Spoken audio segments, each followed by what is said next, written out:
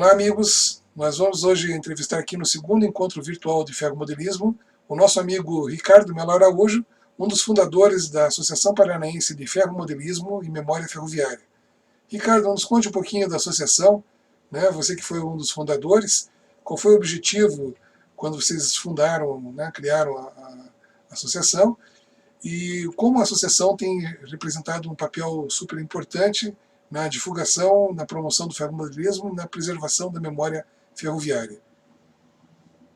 Olá a todos! A Associação Paranaense de Ferromodelismo e Memória Ferroviária surgiu em abril de 2007. Desde o começo, um dos nossos objetivos era reunir pessoas em prol do hobby que quisessem conhecer, divulgar, aprender sobre ferromodelismo e também preservar a memória ferroviária das nossas ferrovias. Ela surgiu com um grupo pequeno de pessoas, paulatinamente a gente vem crescendo, conseguimos uma sede, uma seção na rodoferroviária, onde a gente está construindo a nossa maquete fixa, tá? E desde o princípio o objetivo principal acabou sendo essa divulgação do ferromodelismo. Já fizemos diversos eventos com empresas, tanto em Curitiba, já participamos da organização de eventos como parceiros e nós já organizamos 4 mostras de ferromodelismo com a presença de milhares de pessoas, com ampla divulgação na mídia.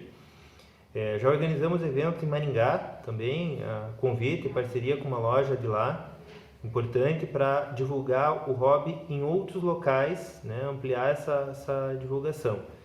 A memória ferroviária também é um elemento importante porque todos temos, de certa forma, a presença da ferrovia nas nossas memórias. E quando eu procuro preservar a memória ferroviária através de fotos, de livros, eu também vou estar colaborando com o hobby, tá? Sempre nós vamos acabar representando nas nossas maquetes, nas nossas coleções, elementos que nós temos na nossa história. Quer seja na nossa história aprendida através de leitura de livros técnicos, livros de história ferroviária, ou na nossa história pessoal, né? Como muitas pessoas modelam locomotivas a vapor, um cenário pautado na época a vapor, porque o pai trabalhou na rede, o avô trabalhou na rede, e isso são elementos que trazem para a modelagem. Ricardo, nos conta um pouquinho por que a associação, né, é uma entidade importante para quem está começando no ferromodelismo, né? O que o ferromodelista iniciante pode encontrar, né, como apoio, né, nos seus projetos, com a experiência das pessoas que participam da associação, né, no que isso pode contribuir para ele. Pessoal, desde o começo eu fui e continuo sendo, né, um ardoroso defensor das associações. Por que a associação é importante para o hobby? Tá? Porque lá a gente se reúne para uma troca de experiência. Pessoas mais experientes em uma determinada área no hobby compartilham esse conhecimento, trocam aprendizado com as pessoas menos experientes. E isso serve para que todo mundo acabe ganhando, é uma troca positiva para os dois lados. O hobby é muito amplo, então você tem desde de pessoas que gostam de construir as construções ou de modelar os modelos, fazendo detalhamentos, ou que gostam da parte elétrica, de automação, da maquete. E toda essa troca de informações ela é importante, porque o meu conhecimento eu compartilho com alguém e essa pessoa vai compartilhar o dela comigo. É aí que está a importância de se estar em associação. E o que acaba acontecendo? Em muitas cidades, a quantidade de ferromodelistas vai ser pequena. Não vejo isso como um impeditivo de se ter uma associação e essa associação estar buscando um espaço público, e esse espaço público vai fazer naturalmente com que essa associação cresça.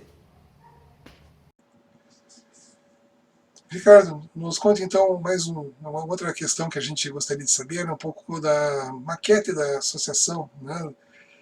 Na verdade, vamos falar inicialmente das maquetes que participaram das exposições, as maquetes modulares. Depois a gente fala um pouquinho da maquete fixa, do projeto da maquete fixa. Mas gostaria que você nos contasse um pouquinho qual é a ideia de uma maquete modular. Qual é o objetivo de construir uma maquete modular, né? E a gente soube, na verdade, também que a associação teve uma primeira maquete modular, né, e que eram módulos um tanto maiores, e partiu para um outro projeto que tem mais módulos, só que módulos menores. Qual foi o objetivo, na verdade, de mudar o projeto? Né? O que isso contribuiu, né? O que foi importante e qual foi o aprendizado que foi retirado das experiências anteriores? Então, Pelisson, quando a associação surgiu, a gente começou a fazer a primeira maquete modular da associação. Ela foi uma maquete bem robusta, com madeira, MDF, tinha uns módulos grandes, né, eram 60 por 1,20, e acabou sendo uma maquete pesada, uma maquete que era difícil de ser juntada, né, de compor. Ela foi baseada nos critérios da norma americana, da Associação Americana de Ferromodelismo, só que não conseguimos adaptar ela à nossa realidade. Com o passar do tempo também, ela acabou se desgastando com as diversas montagens e desmontagens e se optou por construir uma nova maquete modular. Tá? Nessa a gente adotou princípios, um módulo menor, tá? Para facilitar a movimentação e o transporte, módulos que permitissem o transporte eventualmente no porta-mala de um carro, por exemplo, coisa que a outra maquete a gente não conseguia fazer. E também com uma estrutura muito mais leve. Tá? A outra maquete era muito robusta, daria para subir em cima da maquete. Essa maquete partiu de premissa de um módulo mais leve para poder facilitar a movimentação e a montagem e de elementos de ligação que facilitem esse trabalho. Tá? Então nós estamos na nossa segunda maquete modular. Também estamos desenvolvendo o projeto de uma maquete fixa, tá? Que vai ocupar todo o espaço da sede da associação. Então, como foi feito esse projeto da maquete modular? Houve um projeto inicialmente, em termos de planta construída em algum aplicativo, foi usado algum programa, AutoCAD, alguma coisa, né, nesse sentido, para construir, para planejar né, a maquete, ou ela foi sendo construída de modo empírico? Foi mais ou menos definido o traçado que seria nos trilhos, onde teria algum tipo de pátio, e foi sendo construído com a contribuição dos sócios. Como que foi essa questão de planejar a construção da maquete modular? Quanto ao projeto da atual modular, tá? Ele foi concebido basicamente assim, a modular ela tem que ser móvel. Então se reviu o módulo padrão, tá? O módulo básico para estar se fazendo a maquete, e a partir disso foram lançados os trilhos de uma maneira até mais orgânica, tá? Buscando facilitar essa montagem e desmontagem. A maquete fixa que está em obra foi projetada com software, não lembro agora qual software foi utilizado, mas é um projeto mais complexo também, tá? Por causa das dimensões e dos elementos que vão estar presentes nela. Como foram construídos os módulos dessa maquete modular? Então, você poderia nos falar um pouquinho dos objetivos? Né? Eu sei que usaram um material leve, né? Mas seria interessante você descrever um pouquinho como foi essa questão da construção, né? E como que, na verdade, se planejou o material utilizado, quais os objetivos, né, que foram, e a questão também da decoração. E que tipo de decoração vocês haviam planejado? Se ela iria retratar um cenário específico ou seria um cenário imaginário, né? E, a princípio, se vocês usaram materiais de criação própria, né, ou se usaram alguns kits, ou né, como é que foi planejada essa questão da decoração. Né? Então, seria interessante, Ricardo, se nos contar um pouquinho sobre isso. Pelisson, essa maquete atual, ela é composta por uma estrutura de MDF bem fino, tá? E isopor de alta densidade. Tá? Esse arranjo ele permite ter uma rigidez grande até, mas tornar a estrutura muito leve. Tá? Ela foi composta para representar um cenário típico de ferrovia, com paisagens, com algumas construções, com paisagens rurais, com vilas, com elementos que remetem ao que se tem numa ferrovia. Então são indústrias lindeiras, a maquete tem 2 estações, ela tem cruzamento, então permitiria-se alternar composições que estão em circulação. Ela foi composta de uma maneira simples. Por quê? Porque eu também não consigo tornar uma maquete modular muito complexa. Porque se eu tornar ela muito complexa, eu vou ter dificuldades em estar unificando esses módulos. Tá? As construções, elas são um mix de diversas origens. Tá? Nós temos construções montadas a partir de kits para tasks, também construções de MDF, construções de fabricantes diversos. Tá?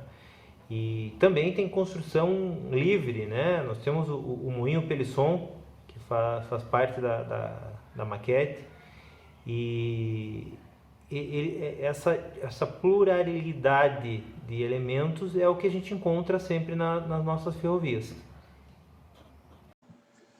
Em termos de maquete modular, que participou de uma série de eventos, né, o que a gente pode concluir hoje em termos de aprendizado? Quais são as melhorias que vocês identificam que podem ser feitas na maquete?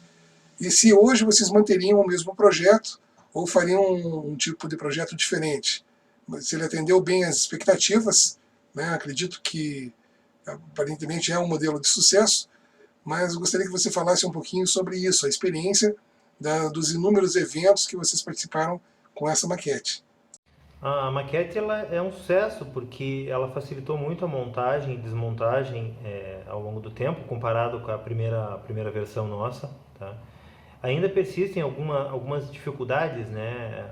É difícil você estar montando ela quando você não tem um piso regular, muito plano.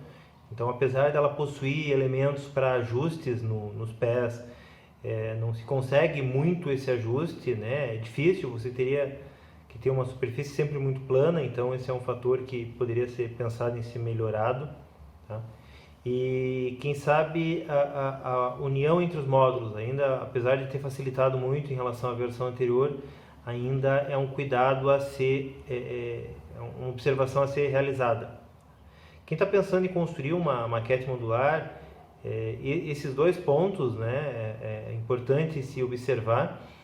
E quem sabe também tomar bastante cuidado com a parte elétrica da maquete, para evitar de torná-la muito complexa. Tá? Nós temos sistemas de conexão rápida dos diversos módulos, e isso foi uma evolução considerável em relação à primeira versão. Uma característica interessante da maquete modular, que o Ricardo pode nos contar agora, é a questão da maquete utilizar o Arduino para controle da interface, né, de operação da maquete. Então, hoje é usado inclusive um roteador sem fio que permite a conexão dos celulares dos associados para controlar as composições, através de aplicativos gratuitos como o Engine Driver e o WeTrot. Né? Então, eu pergunto para você, Ricardo, essa questão da definição, né, de usar o Arduino, né? Isso foi uma decisão interessante do ponto de vista, né, de democratização. Você, na verdade, todo celular todo mundo tem, e isso permitiria, então, os associados utilizarem. Essa tecnologia, na verdade, vocês começaram a experimentar quando? E qual foi digamos assim, a percepção que vocês têm hoje, né, dessa tecnologia, né, para uso e controle, né, da maquete através dessa aplicação? Né? vocês concluíram, né, das vantagens do Arduino nesse sentido. É um caminho, acho que natural, é um caminho sem volta, na verdade, esse aumento e a presença maior de tecnologia em todas as fases da nossa vida. Tá? A chegada do Arduino, na verdade, ele facilita esse processo porque, como você pontuou, ele busca democratizar o acesso ao hobby, né? Há alguns anos atrás, você tinha que comprar os controladores DCC, proprietários, diversas marcas tinham e eram valores caros, né? Produto normalmente americano, europeu, e a simplicidade do Arduino facilita esse processo. Eu, particularmente, preciso aprender bastante a respeito disso, porque não é minha área favorita do hobby, tá? Mas tem vários colegas, né, que são bons conhecedores, profundos conhecedores aí.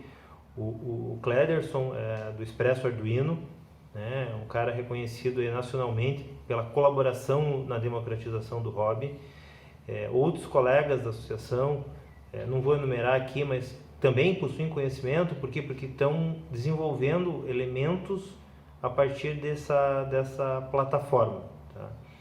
A maquete fixa, ela já vai ser concebida com servos, com toda uma estrutura suportada pelo Arduino.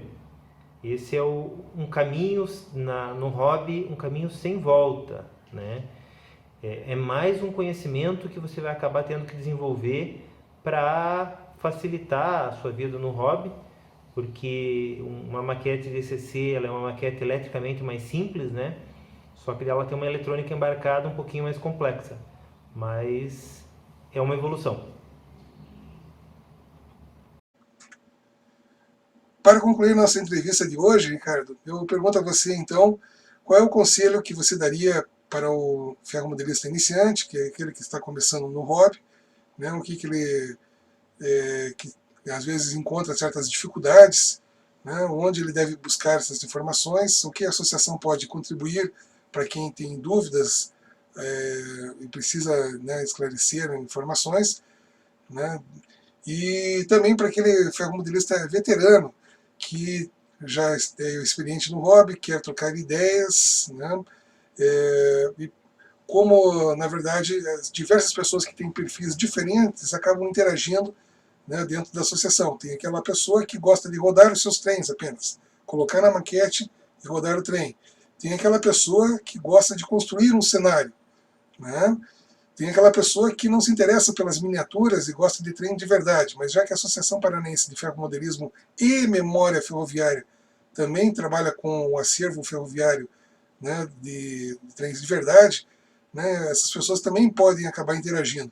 Então é isso que eu gostaria que você falasse um pouco desse foco da associação, dos diversos perfis de participantes que podem, né, se incorporar ou participar, ou eventualmente visitar a associação no primeiro momento, talvez visitar para conhecer, né, e como que isso acontece, né, essa interação toda de pessoas que têm perfis diferentes acontece dentro da associação. Obrigado. E uma boa tarde a todos. Na associação, Pelisson, se busca reunir essas pessoas, os diversos hobbyistas, tá? E cada um tem uma experiência. Então, o principal ganho é o compartilhamento de conhecimento, o compartilhamento dessas diversas experiências, tá? Todos nós sabemos que o nosso hobby ele é multifacetado, né?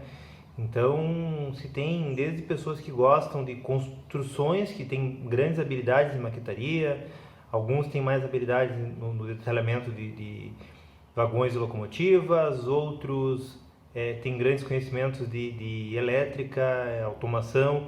Então, essa união de pessoas com conhecimentos distintos vai fazer com que todo mundo acabe ganhando esse compartilhamento de conhecimentos.